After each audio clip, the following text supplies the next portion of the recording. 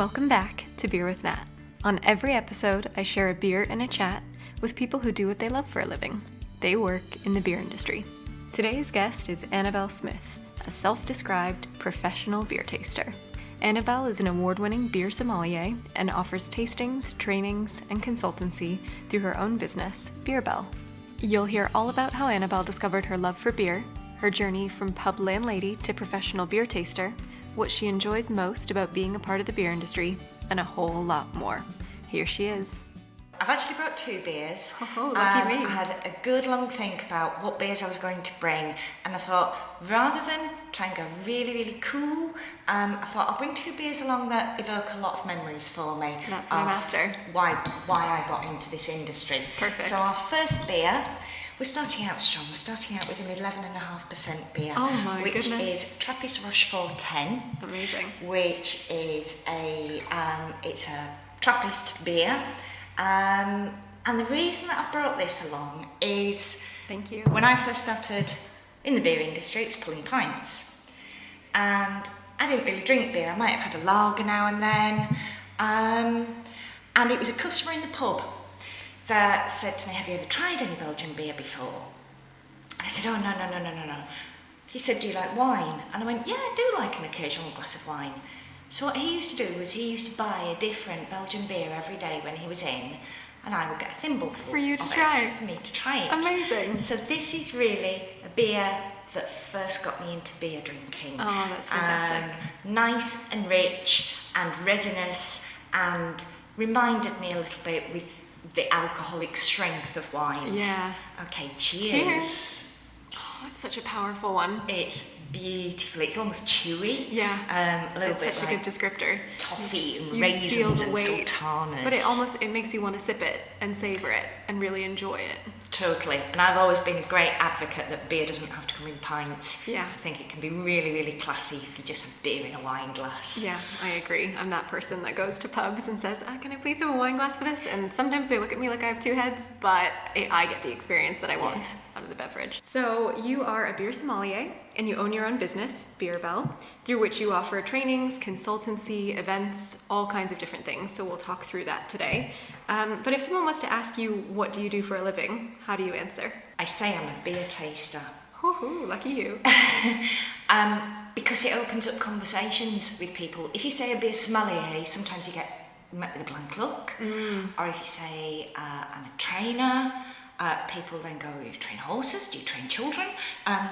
So if you just say beer taster, and I go, "Wow, how did you get into that? And what kind of beer do you like? And do you know what beer I like?"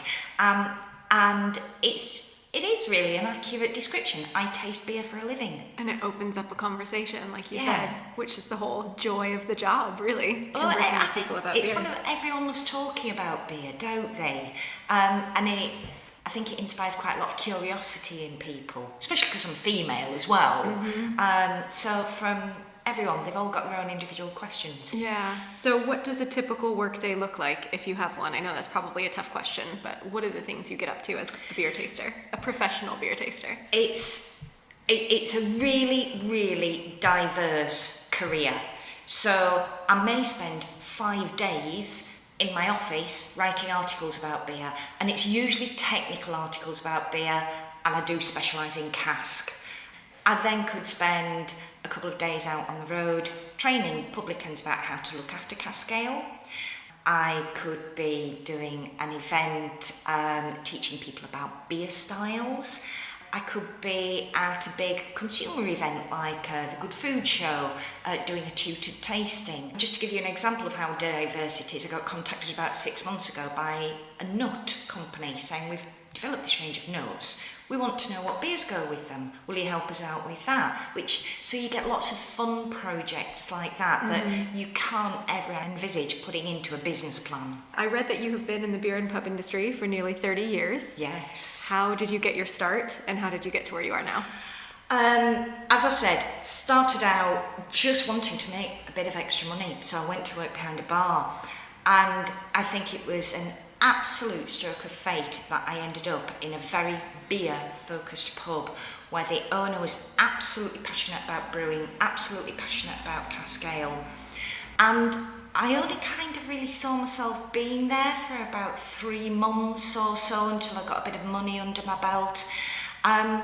But kind of looking back retrospectively now, I think I probably drifted for a couple of years before then, doing various jobs that I thought, oh, I quite fancy doing this. So I went and worked in a soft drinks laboratory. I went to work for British Telecom in human resources. I went to be a nanny in London and Spain, which I was absolutely rubbish at. I mean, I left the baby on the bus one day.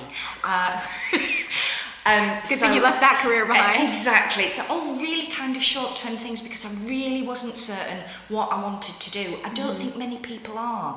So that's why I said I think it was a stroke of fate that I ended up in a beer-related pub. And within those first 3 months, I realised how sociable an industry it was, how beer brought people together.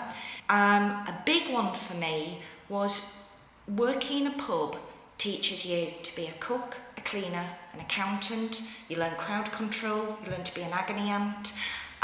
You have got to have so many hats, and that's what I absolutely loved about being in the pub industry, and ended up staying 12 years running bars. My goodness, so much for 3 months. I know. And right up until that 12th year, I would say that still people walked in through the door and said, when are you going to get a proper job?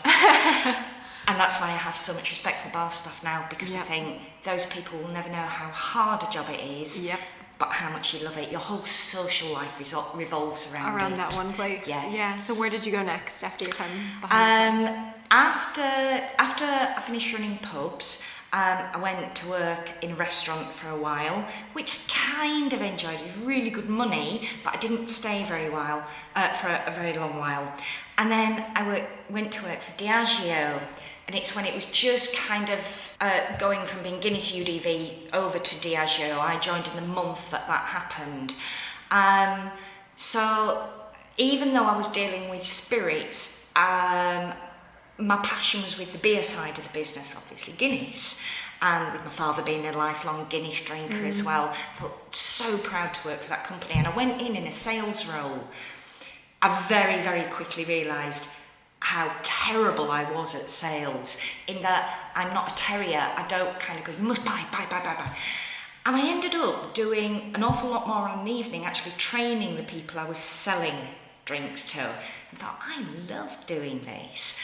And so within 6 months, I went to my line manager and I said, I know you've got training opportunities, can I do that instead? And I said, well, you know, you're on a career path now to sales and national account management. I said, but I don't want to do it. I'd rather come away from it altogether than be forced into something like that.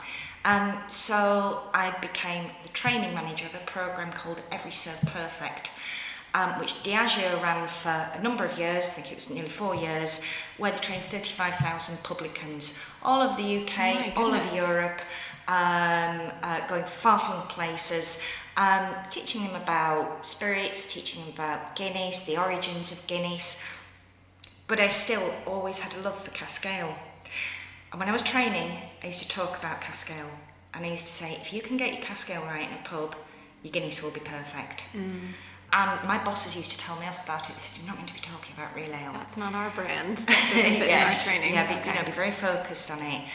And just purely as a joke, one of my colleagues put an advert on my desk in London one night. It was one Friday night. And it was for an organisation called Caskmark, who wanted a national account manager, a beer inspector, someone who knew about Cask Ale. And this colleague had put a post-it note on it saying, I've just found you a perfect job. So I applied. And I wasn't really sure whether it'd go anywhere. And I got offered the job by Caskmark, which is an organisation which inspects the quality of Cask Ale in pubs, does an awful lot of training. And basically, I remember my exit interview with my boss at Diageo. This was 2005, and he said, why would you want to go and work in an industry full of old men? Which was the perception of Cask Ale at that point. But again, in my heart, I thought, I think Cask Ale's going somewhere. I think it's got a big future ahead of it, and it's going to have a revival, a resurgence.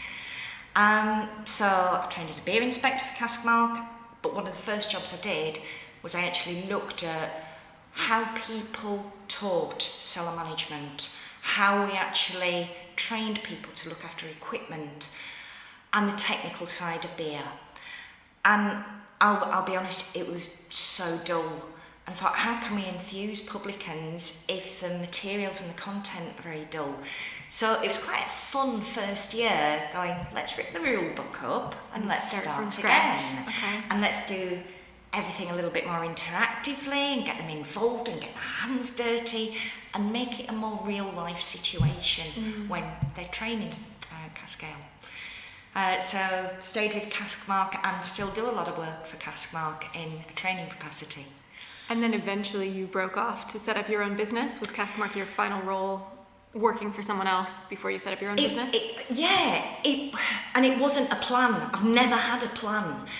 When the Beer and Cider Academy announced in 2012 that they were introducing a Beer Sommelier award, I went to my boss, Paul Nunney at Cask Mark, and I said, look, we're meant to be the beer experts. Would you be happy for me to go for my Beer Sommelier accreditation? He said, yeah, that's fine, but you do it in your own time. I said, yeah, I really want to learn about this. So I was the second female Beer Sommelier to be accredited. This was going back 7 years.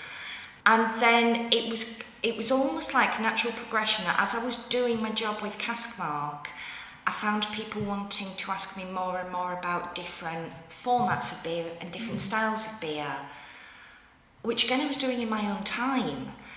And so I kind of sat down one night and I thought, I wonder if I could make a go of this on my own. I never thought about running my own business. So me being kind of glass half empty, I did a kind of rough business plan, but the majority of this business plan said, if it all fails, I can go back and run a pub. And I'd got my plan B. Yep, exactly. And I never needed to fall back on plan B because it just took off. Oh, that's so exciting. It's really good to hear that you've found something that you enjoyed and you just keep moving forward and seeing what opportunities come to you, not necessarily needing a plan.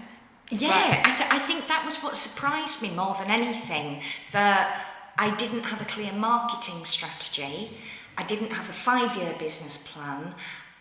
It was more the fact that I thought, if I do a good job, that client will recommend me to another client. And it's almost been self-propagating. That's exactly the nature of the business. Someone sees you and then they say, can you come and do some work for me? Which is a wonderful way to... Word of mouth, it's so impactful. Yes. Yeah, to just have people recommend you.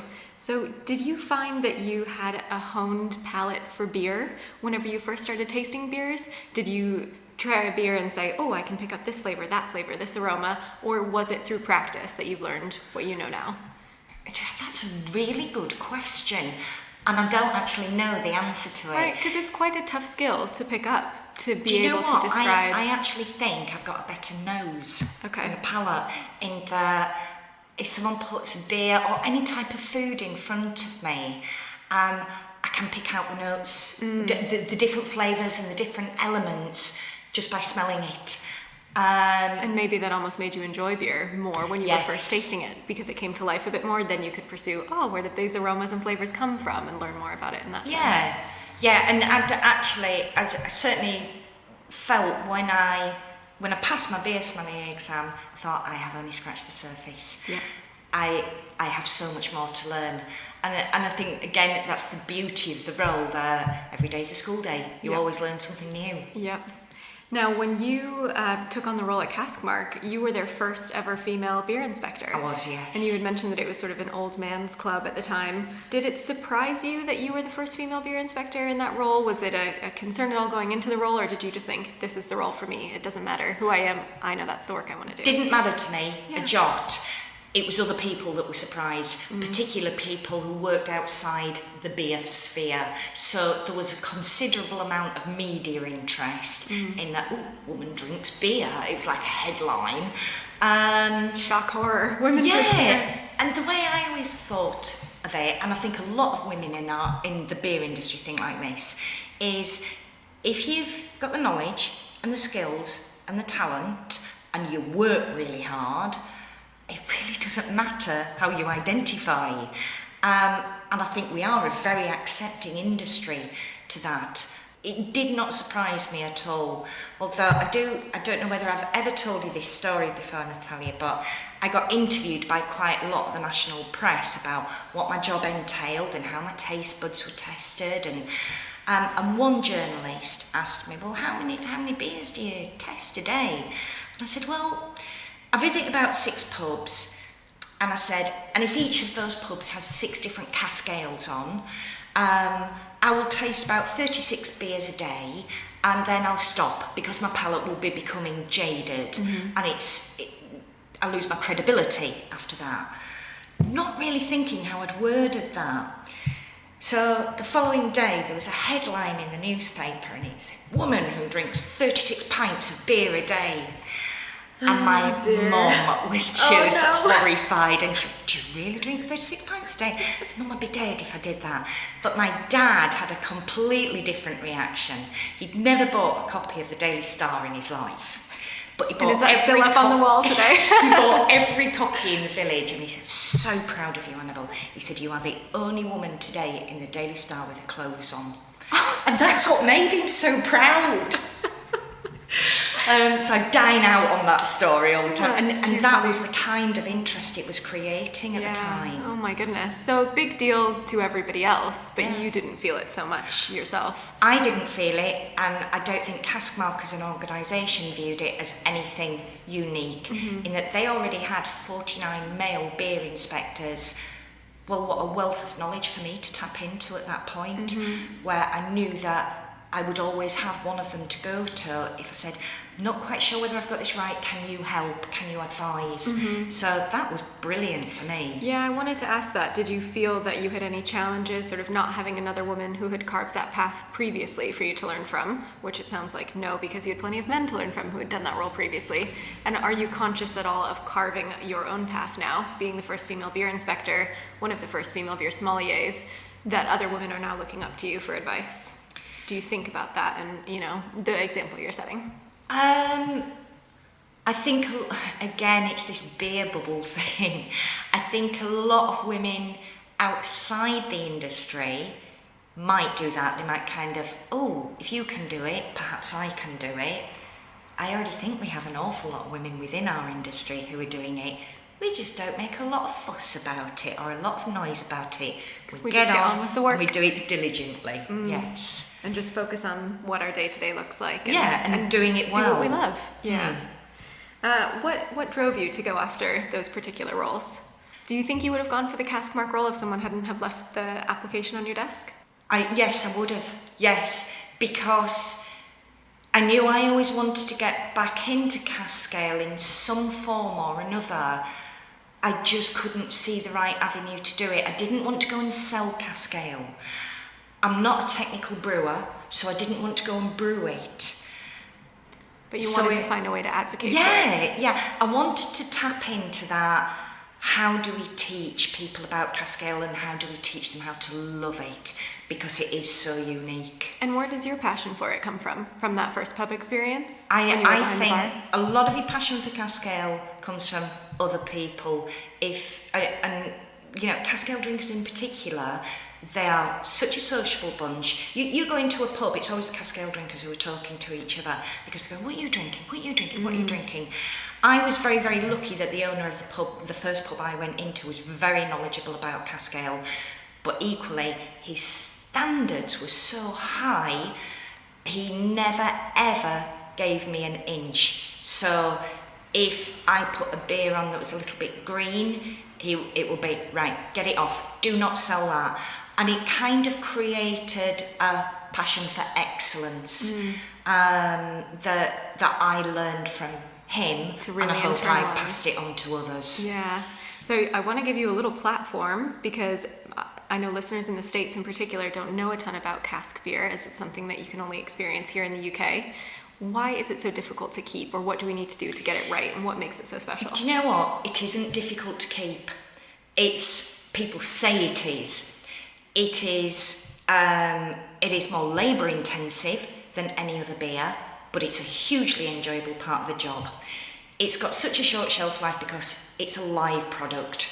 It's not pasteurised, it's only gone through primary fermentation, so effectively when it reaches a pub, it's a half-baked product.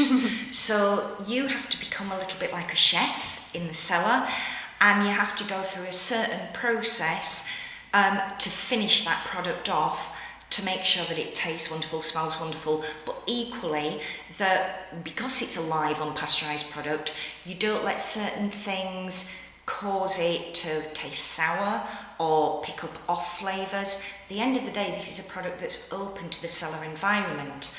So if anyone thinks about it logically, if you keep something in your cellar that smells, or you clean your cellar floor with a chemical, your Cask Ale is going to start smelling and tasting of that. So anyone who says to me Cask Ale is difficult, I go, no, it is just like learning to drive a car. When you first get in a car, you think, I've got to think about my mirrors and my signals and clutch and manoeuvre, and I said, and 10 years later on, you get in your car and you do all of that process without thinking about it. You know how to drive well. Same thing exactly with Cask Ale. Just takes a bit of practice. So yes, bringing in and to train your training. team. Yeah, definitely lots of training helps. I'm going to switch gears a little bit. We're going to talk about De Alatis, the organization that you founded to help educate women about beer. In that role, you've undertaken some really insightful research. You've done 2 reports now about UK female attitudes and opinions towards beer. Can you tell me a little bit more about De Alatis, the organization, and then about your research as well? Okay, so De Alatis was founded in 2009. 10 years, my goodness. 10 years, Congratulations. You realize you went that far back. And it was essentially, it was almost like a networking group to start off with women who worked in the beer industry, to say, look, why don't we have a get together occasionally? We didn't exclude men, but we said, we don't have any socials ourselves. And from that, it started evolving into, we've got all this knowledge in the room, why don't we take it out to female consumers and do some tastings, do some beer and food matchings, do some socials with consumers. And then about 3 years ago, a statistic kind of leapt out at me that the UK has the lowest percentage of female beer drinkers in the world. And it sparked a curiosity. I thought, why? Why, when the US is so far ahead of us, and many countries in Europe are so far ahead of us, what are the objections that British females have about beer? What are the challenges? What are the barriers? So what started out as kind of a few scribbles in a notebook evolved into, this is actually quite a big project to undertake, and one that I didn't have the resource and I didn't have the funding to do. And again, fate played a hand. I just happened to see that the Brewing Research and Education Fund was offering grants to any organisation, any brewer who wanted to conduct a body of research into something new within the beer industry. So my business partner and I, Lisa Harlow and I, submitted an application saying, look, the last time any serious research was done into this topic was 2009. The beer industry in the UK has shifted considerably over, the last 6-7 years. Can we just have a look and see if female attitudes have shifted? So the first report, in a nutshell, said, no, female attitudes hadn't shifted. And quite early in that report, Lisa and I said, we need to find out more about this, because we need to drill down into what the barriers are. Big one was male-orientated advertising and marketing, particularly within the Cask Ale industry. One of them was image. So it was really, really disappointing for me to hear that a lot of women don't drink beer in the UK because they're afraid of what people will think of them, because it's a man's drink. And it's not just that they're afraid of being judged by men, even more so they're afraid of being judged by other women. And there were a lot of myths that we had to bust. Barriers such as, well, beer's fattening. I go, well, how do you know beer's fattening? Well, I don't know beer's fattening. Well, and then we found out that it wasn't that they thought it was calorific, it was the volume that we're serving it in. So we talk about pints of beer in the UK all the time. You go anywhere in Europe and they will talk about having a glass of beer. And it's that one word which puts women off, the pint. There were a lot of negative associations with the colour of beer, so it's a brown world. And that a lot of women associated that with kind of quite old-fashioned pubs and copper tabletops and a very male environment. So the second report, called the Beer Agenda, really kind of opened up a lot of opportunities which brewers and retailers could really tap into to try and overcome some of these barriers and challenges. And what are your recommendations then to try and get more women feeling welcomed into the beer industry? Okay. Glass type and glass size are an absolute deal breaker for women. They want beer to look stylish, the way wine and gin look stylish. They are very, very open to tastings, so they don't want to feel stupid. So they would like someone to say, would you like a taste of this? What do you normally drink? Oh, if you drink gin, you might like an IPA. Those kind of recommendations. A lot of the women that we interviewed had never ever thought of matching food with beer, but as soon as we started going down that avenue, they said, I'd love to do something like that, but I just don't know how to. That's where brewers and retailers can really, really help. So we had a bit of a kind of manifesto where we said, look, women make up 51% of the UK's population.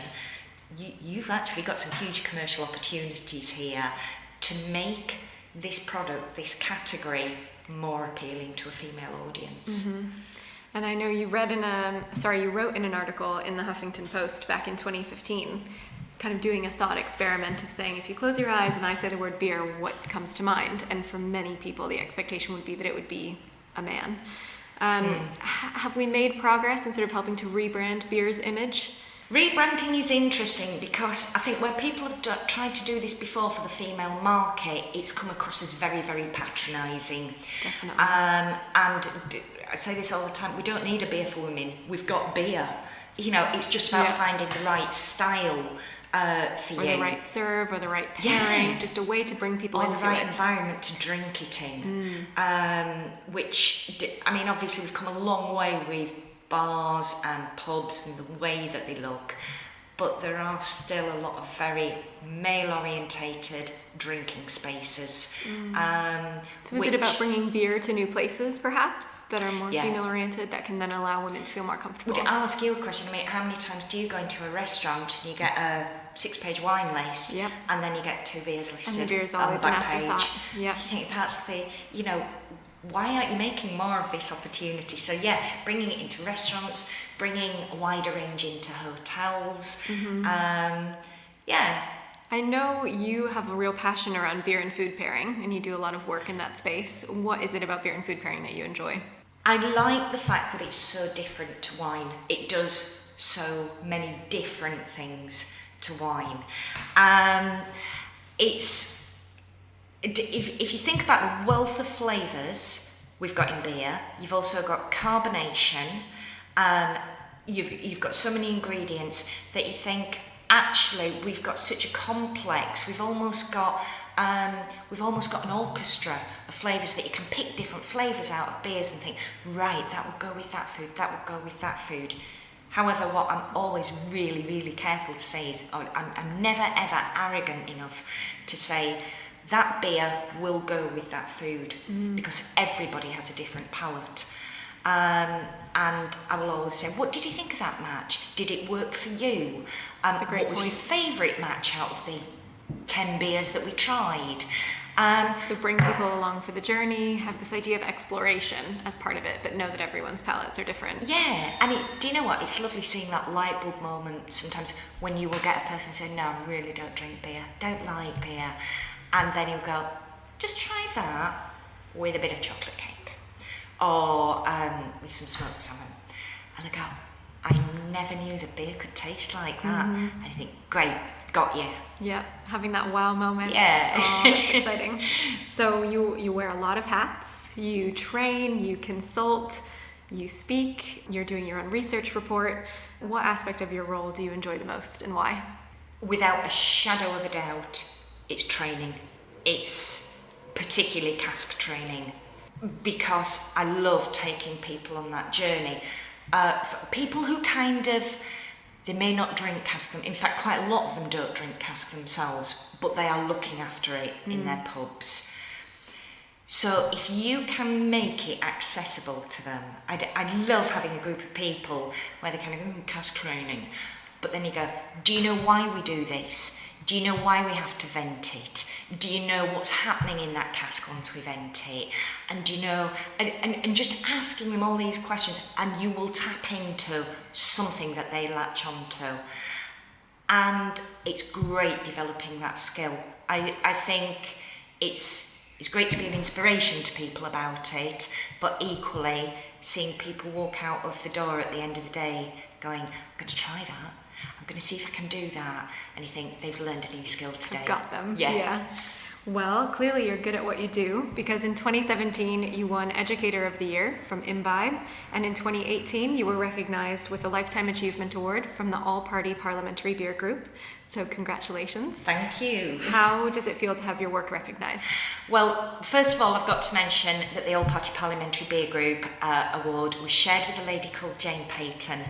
I know you've interviewed Jane before. She mentioned that exact same thing, so that's really lovely. So no, and I am going to just do a nod to Jane, because when I first went freelance, Jane was the most amazing mentor to me.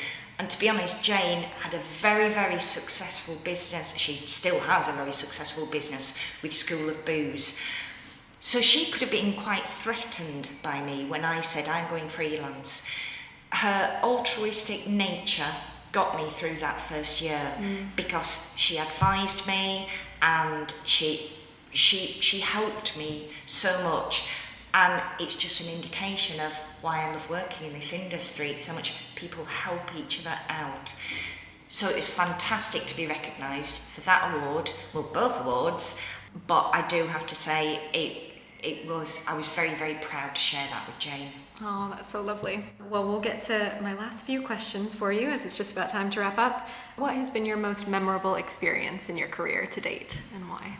Oh gosh, that's a real toughie, because it doesn't have to be the most. Give me something that came to mind that you really loved as part of the job that maybe you didn't think you'd experience otherwise.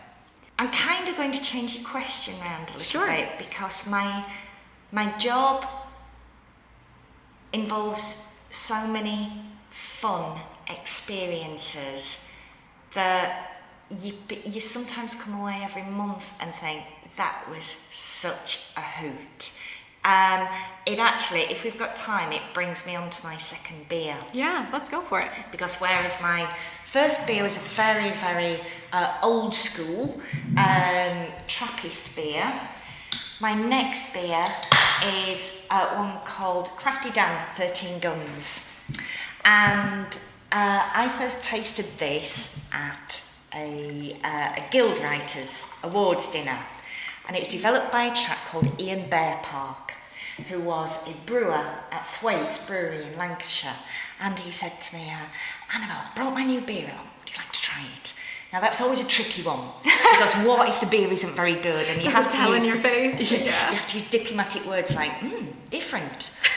That's interesting. You're well rehearsed in that one. And Ian gave me a glass of 13 Guns just before dinner, and I tasted this beer, and I just thought, this is a beer that will still be around in 100 years' time. And I had a glass, and then another glass, and then another glass. I literally had to be dragged into that dinner. And this is an American IPA.